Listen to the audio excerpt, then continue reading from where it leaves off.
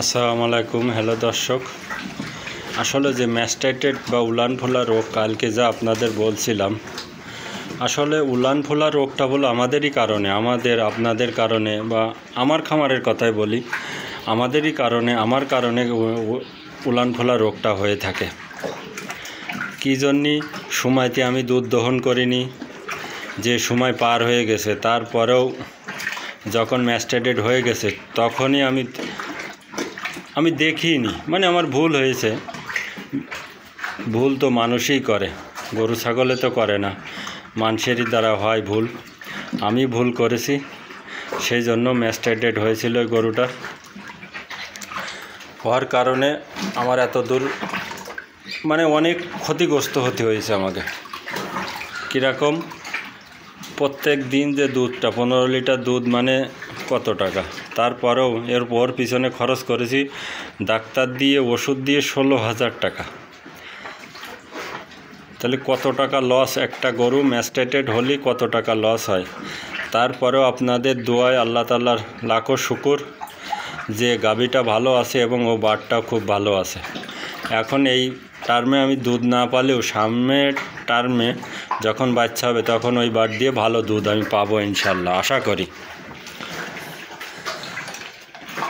আসলে আমাদের ভুলের কারণে এইসব রোগ ব্যাধিগুলো হয়। আমরা অপরিষ্কার রাখি গাভী, সাথে সাথে দুধ দহন করার পরে সাথে সাথে শুয়ে পড়ে।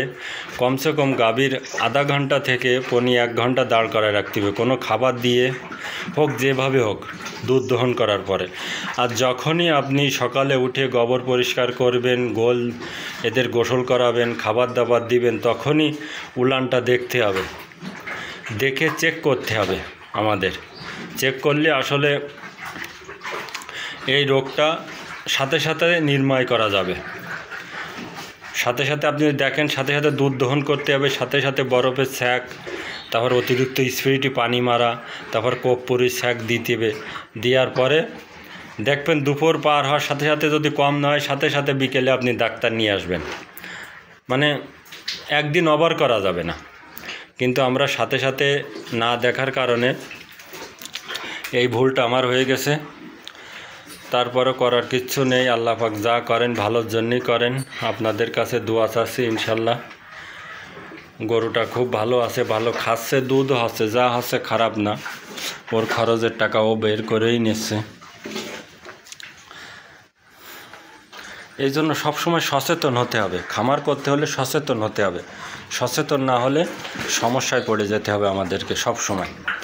সবসময় সচেতন হয়ে থাকতে হবে।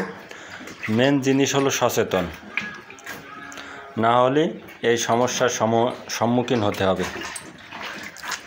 যে কেউ, যেসব গরু নতুন কোনো কাস্টমার বা নতুন কোনো খামার, যদি আপনি খামার করেন, 20 লিটার দুধের গাভী নিয়ে আসলে কমসে কম ওই গাভীটা 3 বার দুধ দহন করতে হয়। তা না হলে এই সমস্যা দেখা দেবে। এই জন্য আমাদেরকে প্রথমে খামার করতে হলে অত বেশি দুধের গাভীর দরকার নেই। 13-14 বা বেশি হলে 15 লিটার, তার বেশি না। প্রথম চান্স এইভাবে দিয়ে শুরু করা ভালো আমি মনে করি। এখন এক একজনের এক এক চিন্তাভাবনা, এক এক মন মানসিকতা, যার যা মনে চাবে সেটি সেভাবে পালন করতে পারবে।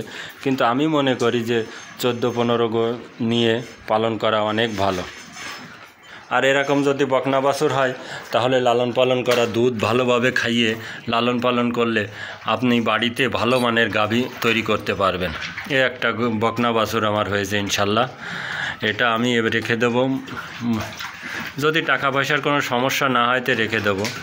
কেননা আমরা কৃষক মানুষ, আমাদের টাকা পয়সার দরকার পড়ে, কখন কি হয় না হয়। তারপরে চেষ্টায় আছে এরকম বকনা বাছুর আমি রেখে দেওয়ার চেষ্টা করি।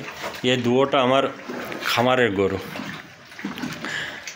এই দুয়োটা, এটা বকনা বাছুর, এটা কনসিভ হয়েছে কিনা বলতে পারবো না। বীজ দেওয়া হয়েছে 1 মাসের বেশি হয়ে গেছে, ওটাও প্রায় 1 মাস হতে গেল। এই দুয়োটা আমার বাড়ির গরু। ওই পাশেও আমার আছে দুটো বাড়ির গরু, আর 2টো বকনা বাছুর কুড়াই করে আমি খামার শুরু করছিলাম। সেই জায়গাতে যাত্রা শুরু, এখন এই পর্যন্ত।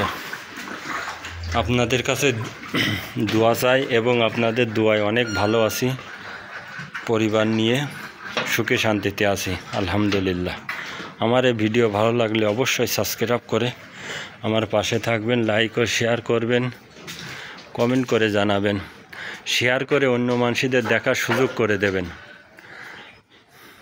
তাহলে তারা উপকৃত হবে। খুদা হাফেজ।